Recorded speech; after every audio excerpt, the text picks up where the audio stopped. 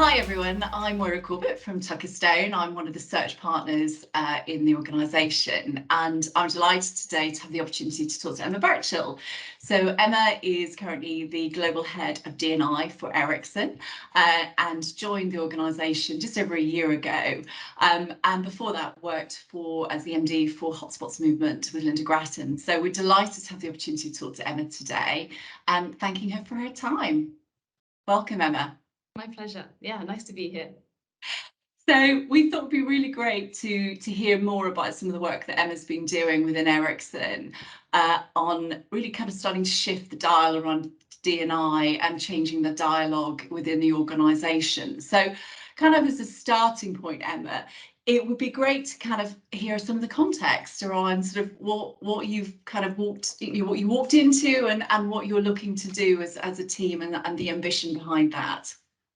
Absolutely. So a bit of context of who Ericsson is, what we do, what we look like. So Ericsson is a telecommunications network infrastructure company. What that means is that we essentially run the internet. So we're the behind the scenes people. So every phone subscription you have, let's say you're with Vodafone or O2, it's Ericsson networks that support those connections. That's what we do, which means we're quite a heavy engineering company. We're 150 years old. We operate in 180 countries, and we're just over 100,000 people. So we're a massive organisation. Yeah.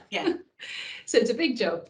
And in terms of where we are on some of our key diversity figures, gender is always the one that organisations go to because it's the thing that you can collect data on everywhere in the world. It's very difficult, for example, to collect data on things like LGBTQ or race, but gender we do have data on. And actually, let me correct myself, it's more sex, it's male, female, rather than self-identified gender.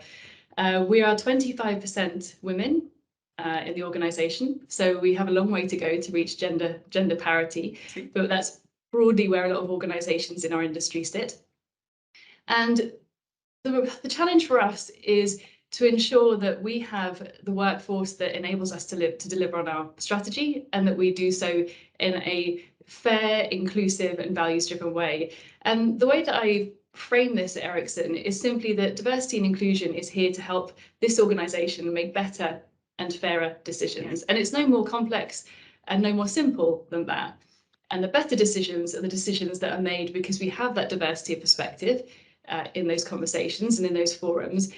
And the fairer decisions are because we only include or exclude people on the basis of merit and what is absolutely needed for that particular role, that particular task.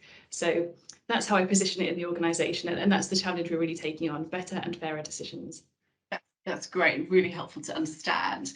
And obviously one of the things that Emma, you shared kind of the view before is the work around the behavioural science work that Ericsson have looked to adopt. So tell me a bit about that. So being an engineering company and knowing our stakeholders, we know that things like diversity and inclusion can feel a bit high level. They can sometimes feel very conceptual, social sciences based.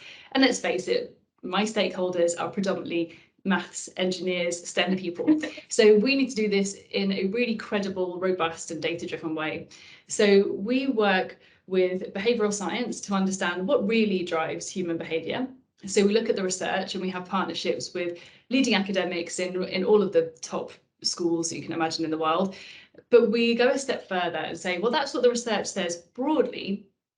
What does it look like within Ericsson? Because we are unique, like any organisation. We have our own particular culture, history, values, and so on. So we run experiments in our organisation. So literally randomised control trials that sit right at the heart of how most people who have had STEM educations have seen the world and analysed the world. An example of that is we ran an experiment to understand what is it that really drives women's self-selection into training programs, because we know that we send out an email saying we've got this high performers training program coming up, we'd love everyone to participate, do you want to come and join, that we may get more responses from men than from women. So the next time we rolled that out, we had a control group who received the same email we've always sent, and then we had some test groups that received different versions of that email.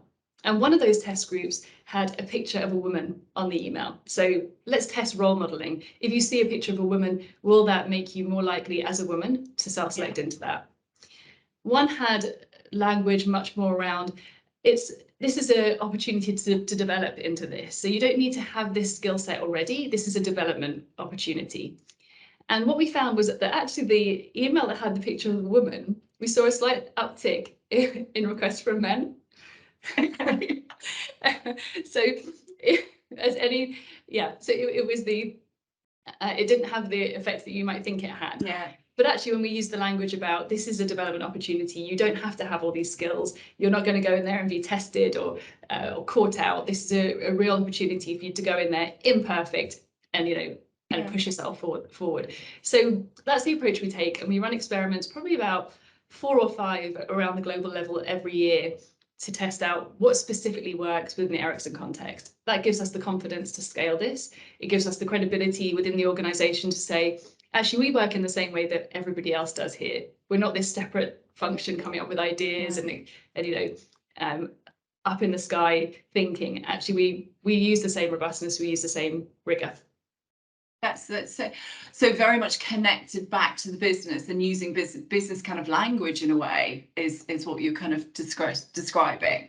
And in terms of with using that approach, Emma, how has the dialogue started to shift within Ericsson around people's understanding and awareness around what diversity and inclusion really means? So I think we're still on that journey. I think, to be fair, we are 180 countries, and where the diversity and inclusion conversation is very different across the world. We have the global Ericsson, the global Ericsson brand, the global Ericsson ambitions, but we have to be very sensitive to how we implement them locally. So a complex answer to that one is that the conversations in different places in different parts of the business. I think from our leadership community, there is very much we have great buy-in for this, and I speak to our executive team twice a year formally at our executive team meetings, and much more frequently informally about these topics, and we see great enthusiasm for it. I think not just in terms of the business value that it's delivering, but also the fairness, the inclusion, and how we want to run our business. So I think pretty well developed there. I think it's given us the ability to make some bold moves as well. Right. So this year we linked our executive population's long-term variable pay to achieving an increase in percentage of women in line manager positions in the organisation.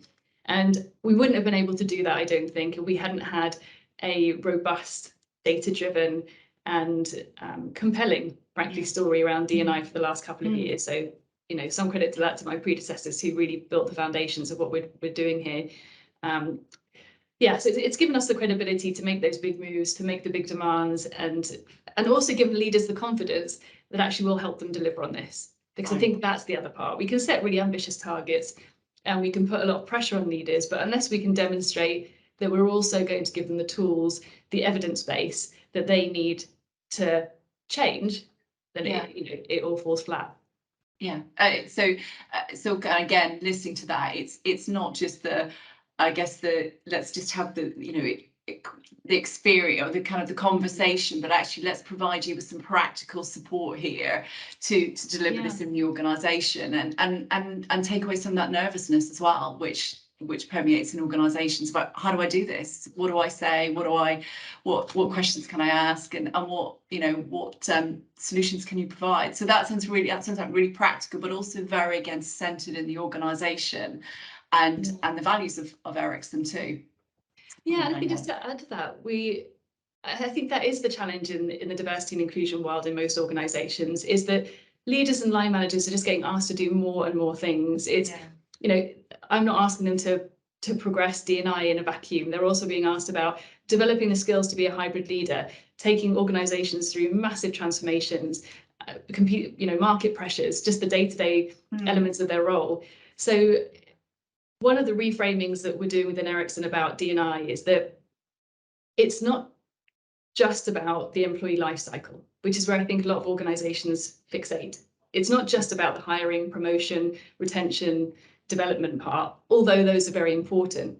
Actually, the fundamentals of the business is how you'll move the needle on D&I. And my feeling is that the lack of progress we've seen in many organisations is because the focus has been too much or just unbalanced towards the employee life cycle, and hasn't given enough credit to the fundamentals of the business. And by fundamentals of the business, I mean, what is it that your organization does? If you want to understand what your work, if I was to try and predict the workforce mix or the gender balance of an organization, probably the first question I'd ask is, what industry are you in?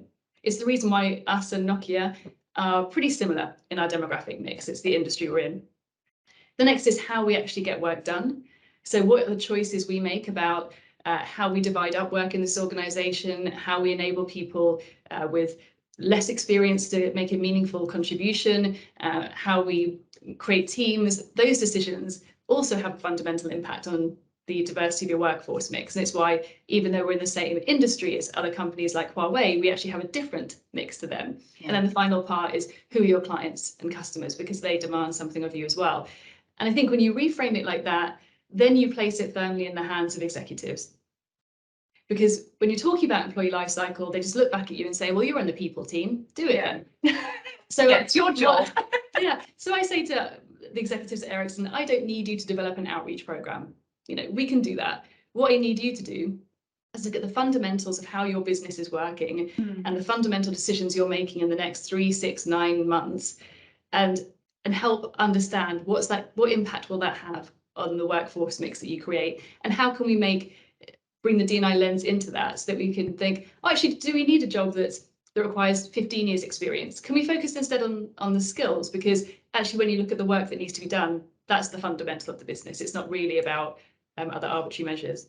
Yeah, Emma, that's been brilliant. Thank you so much. It's really encouraging to hear about an organisation that's doing something in this arena that feels very much more aligned to, as you talked about, the actual broader proposition, the business, versus something in isolation. So really, really interesting to understand, and I look forward to seeing what happens next and hearing more. So thank you once again for your time today, and real pleasure talking to you. Thanks very much, Maureen. Many thanks.